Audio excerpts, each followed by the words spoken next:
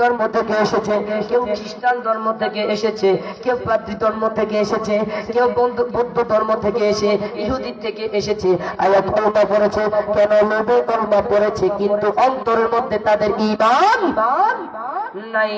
ও বন্ধু বাবাজিরা আমার, তখন এই একটা যুদ্ধ হয়েছিল। আবু বকর সিদ্দিক রাদিয়াল্লাহু তাআলা আনহুমা ওই কাফের মুনাফিকদের বিরুদ্ধে যুদ্ধ ঘোষণা করেছিলেন।